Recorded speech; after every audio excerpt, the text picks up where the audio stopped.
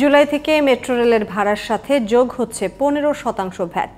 তাতে 100 টাকার ভাড়া হয়ে যাবে 115 টাকা। দ্রব্যমূল্যের ঊর্ধ্বগতি আর মূল্যস্ফীতির এই সময়ে ভাড়া বাড়ানোর সিদ্ধান্ত মানতে পারছেন না সাধারণ যাত্রীরা। যদিও সরকারের সড়ক পরিবহন মন্ত্রী বলেছেন এখনও কোনো সিদ্ধান্ত হয়নি, তবে ভ্যাট অব্যাহতির মেয়াদ আর বাড়াতে অপারগতা জানিয়েছে। এরই মধ্যে মেট্রো রেল কর্তৃপক্ষকে চিঠি দিয়েছে এনবিআর। সাইদুল ইসলামের রিপোর্ট। দেশের প্রথম মেট্রো রেল এমআরটি লাইন 6 এরই মধ্যে দারুণ জনপ্রিয়তা পেয়েছে। অনেকেই গাড়ি ছেড়ে মেট্রোতে চলছেন। প্রতিদিন গড়ে 2,90,000 যাত্রী চলাচল করছেন। মেট্রো রেলে সর্বনিম্ন 20 টাকা আর সর্বোচ্চ 100 টাকা ভাড়া ধরা হয়েছে উত্তরা থেকে মতিঝিল পর্যন্ত এই রুটে। তাতে প্রতিদিন মেট্রো রেলের আয় প্রায় 1.5 কোটি টাকা। যদিও ঋণের কিস্তি সহ নিজস্ব অর্থে চলতে গেলে প্রতিদিন আয় করতে হবে 3 কোটি টাকা। তবে মেট্রো রেলের ভাড়ার উপর জুলাই থেকেই 15% ভ্যাট যোগ করতে চায় জাতীয় রাজস্ব বোর্ড।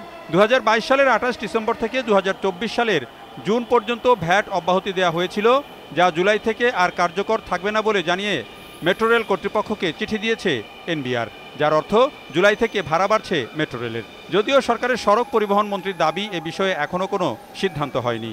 এ সম্পর্কে আমরা কিছু জানি, এটা আমরা মাননীয় প্রধানমন্ত্রীর সাথে আলাপ করব। সরকারের উচ্চ পর্যায়ে কোনো সিদ্ধান্ত আর আগে হুট করে কারা এ ধরনের খবর দিলেন আমি জানি না। মেট্রো রেলের ভাড়ার সাথে 15% ভ্যাট যুক্ত করার এই সিদ্ধান্তকে স্বাভাবিকভাবে নিতে পারছেন না সাধারণ যাত্রীরা। পাবলিক না খেয়ে মরতেছে, ভাড়া বাড়াইতেছে, তারা সব কিছুর দাম বাড়তি।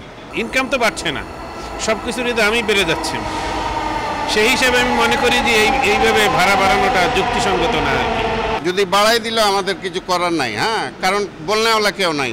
যারা বেসরকারি কোম্পানিতে চাকরি করে তারা এমনি কষ্টের মধ্যে আছে, আবার ভাড়া বাড়াইতে গেলে আরও কষ্টের মধ্যে যাবে। সরকারের কাছে আবেদন, এটা না বাড়ানোই ভালো।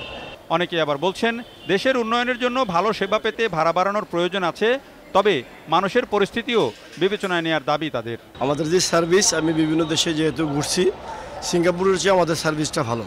একবারে 15% না বাড়ে, যাতে করে পাবলিক যাতে এটা কন্ট্রোল করতে পারে, রিসিভ করতে পারে, সেটা দিক থেকে নিরাপদ পরিচ্ছন্ন একটা বাহনে যাচ্ছি আমরা।